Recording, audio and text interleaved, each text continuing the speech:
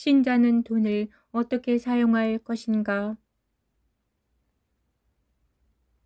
누가복음 16장의 불의한 청지기 비유는 그 구조와 결론이 다소 역설적으로 보여서 해석에 어려움을 주는 본문입니다. 이 비유는 돈과 재물 그리고 하나님 나라에서의 충성을 다루며 특히 돈을 좋아하는 바리새인들의 태도를 비판하는 맥락에서 등장합니다. 1. 불의한 청지기 이야기. 한 청지기가 그를 고용한 주인에게 해고당할 위기에 놓이자 자기 장래를 위해 채무자들의 빚을 줄여주어 친구를 만듭니다. 주인은 이 불의한 청지기가 지혜롭게 처신했다는 이유로 칭찬합니다. 우리는 이 비유에서 몇 개의 역설적인 구절들을 만납니다. 이 세대의 아들들이 빛의 아들들보다 더 지혜롭다. 예수님은 이 청지기의 불의함을 칭찬한 것은 아니고 대신 장래를 대비하는 지혜를 칭찬하셨습니다. 세상 사람들은 자신의 이익을 위해 매우 현실적이고 계산적이며 미래지향적입니다. 그런데 하나님의 백성인 빛의 아들들은 영원한 미래를 준비하는 데 있어서 그보다 덜 지혜롭다는 것이 예수님의 통찰입니다. 이 말씀은 믿는 자들이 세상 사람들처럼 단지 개인적 이익을 위해 재물을 사용하기보다는 하나님의 나라를 위해 전략적으로 재물을 사용하라는 도전입니다. 양과 염소의 비유에서 양처럼 재물을 사용하라는 뜻입니다. 3. 불의의 재물로 친구를 사귀라. 불의의 재물은 세속적인 돈이나 중요한 재산을 가리킵니다. 주님께서는 모든 것을 다 팔아 감추인 것을 사라 말씀하셨습니다. 모든 것은 반드시 돈만 아니라 시간, 마음, 뜻, 사랑을 포함하지만 옥합을 깰 수 있어야 합니다. 돈은 본질적으로 죄악된 것은 아니지만 세상의 욕망과 연결될 수 있는 재물을 의미합니다. 돈을 목적이 아니라 도구로 사용할 것을 강조하십니다. 예수님은 이 재물을 사용하여 영원한 집에서 환영받을 친구를 사귀라고 하십니다. 이는 재물을 영적인 목적, 구제, 선교, 이웃 사랑으로 사용하여 하나님 나라에서 영원한 보상을 얻으라는 뜻으로 해석됩니다.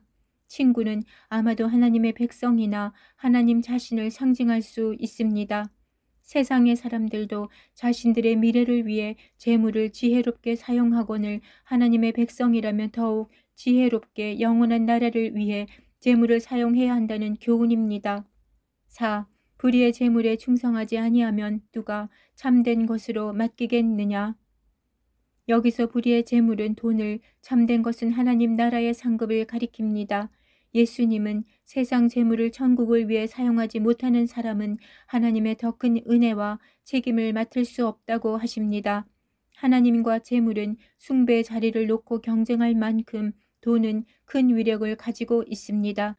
돈을 자신을 위해서만 축적하고 사용하는 인색한 사람은 어리석은 부자와 염소처럼 불못의 심판을 받을 것이란 위험성이 있습니다. 하지만 돈을 소외된 사람들을 위해 유용하게 사용하면 천국의 상급을 받을 수 있습니다. 5. 소득 중 어느 정도를 사용해야 할까? 그렇다면 우리는 소득의 어느 정도를 사용해야 할까요? 성경은 정확한 비율을 반드시 지켜야 한다고 명시하지 않지만 몇 가지 원리와 예시를 통해 재물의 사용에 대한 지침을 제공합니다. 1. 11조의 원리. 구약에서는 이스라엘 백성에게 소득의 10분의 1을 하나님께 드리라는 명령이 있었습니다. 이는 하나님의 소유권을 인정하고 성전과 레위인의 생계를 지원하며 가난한 자들을 돕는 데 사용되었습니다. 신약에서는 11조가 법적으로 강제되지 않지만 예수님은 바리새인들의 11조를 언급하며 그것이 정의와 사랑을 실천하는 더 큰 계명과 함께 이행되어야 한다고 하셨습니다.